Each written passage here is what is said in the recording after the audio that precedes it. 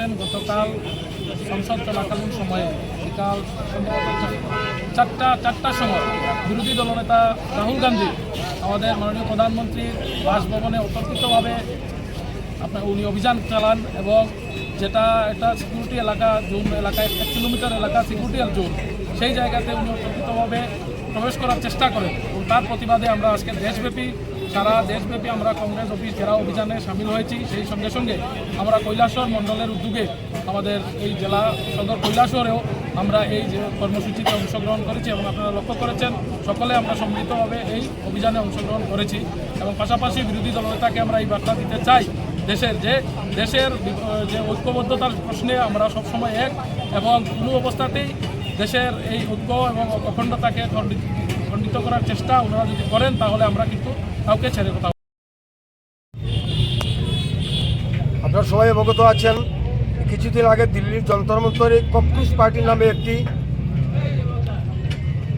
Fake একটি সংগঠন, এই সংগঠনের যিনি স্থপতি তিনি বর্তমানে আমেরিকাতে থাকেন, যিনি কেজরিওয়ালের দল আপ দলের একজন নেতৃত্ব, উনি সর্বপ্রথম ভারতবর্ষের সুপ্রিম কোর্টের একজন জাজ, উনি কি বলেছিলেন ওনার বক্তব্যকে বিকৃত করে সেখানে ককরোচ জনতা পার্টির নাম দিয়ে ছাত্রদেরকে উস্কিয়ে সেখানে আনা হয়েছিল এবং পরবর্তী সময়ে তারা যেখানে স্বার্থ নিয়ে কথা বলার কথা ছিল ধীরে ধীরে তারা আভ্যন্তরীণ রাজনীতিতে তারা প্রবেশ করে এবং আমরা দেখলাম তৃণমূল, কংগ্রেস এবং বামপন্থী নেতৃত্বরা সেখানে গিয়ে ধর্ণা দিলেন এবং সেই ধর্ণায় সামিল হলেন এবং আমরা দেখেছি সেই পরিস্থিতিতে যেখানে ছাত্র আন্দোলনের নামে সেখানে ভারতবর্ষের পার্লামেন্টের সামনে বিভিন্ন সময় আন্দোলন হয়েছে এবং আমরা দেখেছি সেই দিন যন্তর মন্তরে আন্দোলনকে কেন্দ্র করে সেখানে বিভিন্ন সরকারি সম্পত্তি ভাঙচুর করা হয়েছে, বিভিন্ন গাড়ির উপর আক্রমণ করা হয়েছে, রেল স্টেশনে গিয়ে সেখানে ট্রেনের উপর পাথর নিক্ষেপ করা হয়েছে এবং আমরাও দেখেছি সংবাদপত্রের মাধ্যমে ট্রাক ভর্তি করে সেখানে পাথরের টুকরো আনা ছিল, যেগুলো দিয়ে পরবর্তীতে ঢিল ছুড়া হয়েছে এবং একাধিক পুলিশ কর্মী সেখানে আহত হয়েছেন। এবং পরবর্তী সময় আমরা দেখলাম গতকাল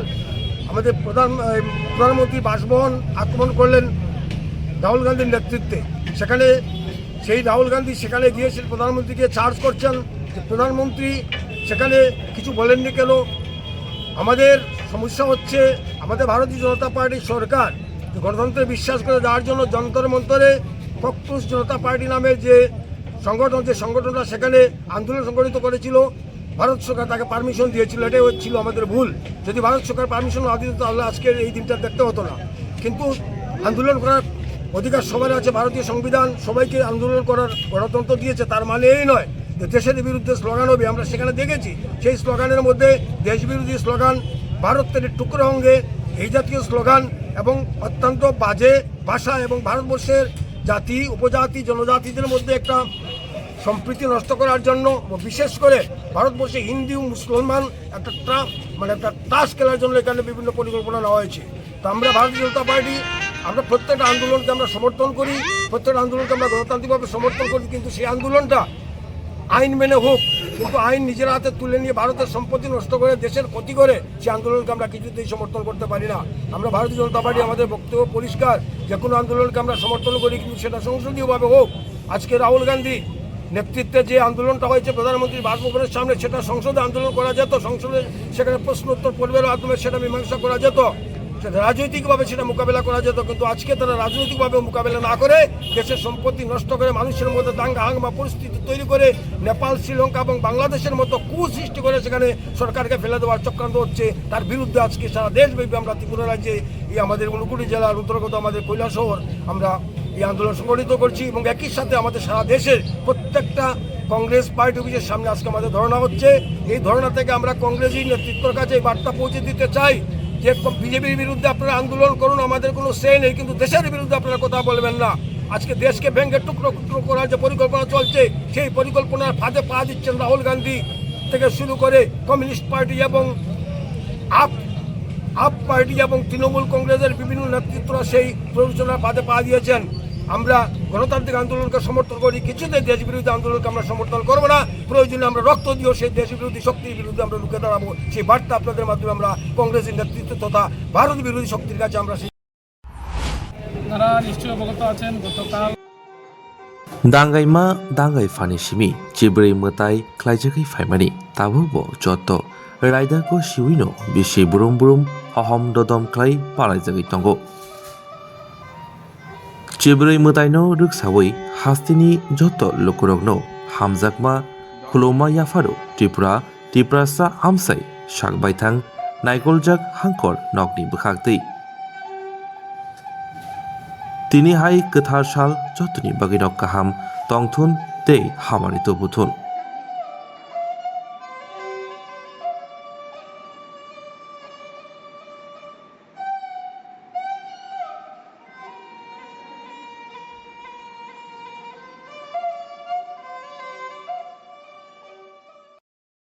Kaisa kahamku borok ni langma imang nongma ba simi engya kaisa soi tongkhorno sai himani bising tuise chengjaknai lamsogo Vinayaka Institute of Health Sciences Agartala affiliated to Tripura University approved by Government of Tripura Department of Health and Family Welfare Tripura Nursing Council and Tripura State Allied and Healthcare Council Bachelor of Science in Nursing GNM Bachelor of Medical Laboratory Science Bachelor of Medical Radiology and Imaging Technology 2026-27 reng bisini bagai admission najagai tongo Vinayaka Institute of Health Sciences by Gerengdi Orni Simino Tinangni Sakhamnai kini khlainai rok borokni langmano jengsau